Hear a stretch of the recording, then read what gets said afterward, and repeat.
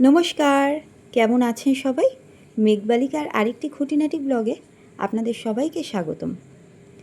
এখন সকাল হয়েছে আর প্রতিদিনের মতন সকালে উঠেছি 5টার সময়তেই।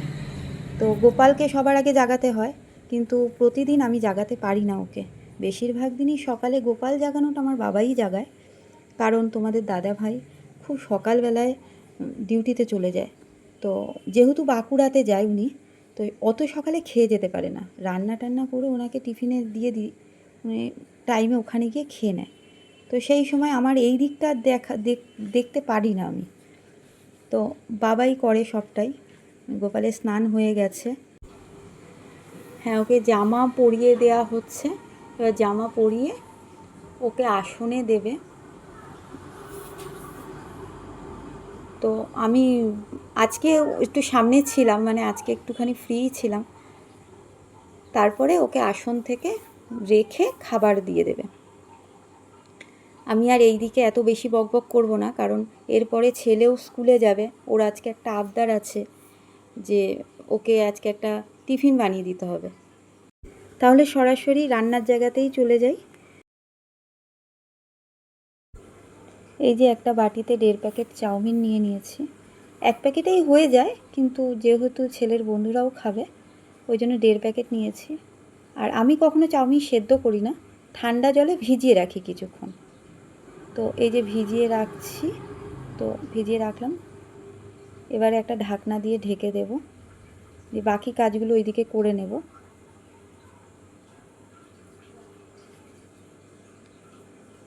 কড়ার মধ্যে তেল দিয়ে আলু, পেঁয়াজ, কাঁচা লঙ্কা দিয়ে দিয়েছি। কাঁচা লঙ্কা কুচিয়ে দিলে হয়, কিন্তু যেহেতু বাবাই কুচনো লঙ্কা ওর মুখে পড়লে প্রবলেম হয়, তো টমেটো সব একবারে দিয়ে দিলাম। নুন দিয়ে দিলাম। এবার একটু নাড়াচাড়া করে একটু ভাজা হতে দেব। একটু ভাজা ভাজা হয়েছে, তো আমি হলুদ দিয়ে দিচ্ছি। হলুদ দিয়ে একটু নেড়ে আবার একটু ভাজা হতে দেব। আলু পেঁয়াজটা মোটামুটি ভাজাই হয়ে গেছে। এবার একটুখানি হাতে টাইম কম, তাই জন্যই কড়ার ভেতরে আলুগুলোকে একটু সরিয়ে মাঝখানে একটা ডিম ফাটিয়ে দিয়ে দিলাম। ওটাকেই একটু নেড়ে চেড়ে আলুর সঙ্গে ঘেটে আর একটু ভাজা করে নেব।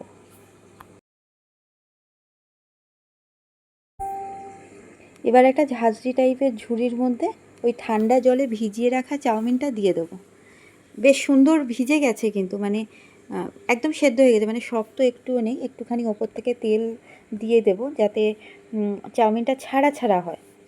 এবারে দিয়ে এবার এটাকে একটু রেখে কড়াতে দিয়ে দেব। চাউমিন পুরো রেডি হয়ে গেছে। এবার টিফিন বক্সে তুলে দিতে হবে। তো এই যে টিফিন বক্সে তুলছি।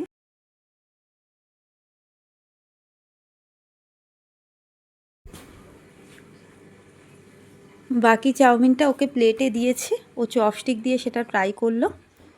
এবার ভিডিওটা এখানেই শেষ করছি। দেখা হবে পরের একটি নতুন ভিডিওতে। ততক্ষণ পর্যন্ত ভালো থাকবেন, সুস্থ থাকবেন, সাবধানে থাকবেন। ভিডিওটা কেমন লাগলো সেটা কমেন্টে জানাবেন।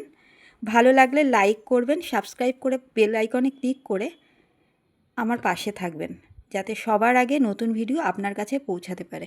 রাধে রাধে।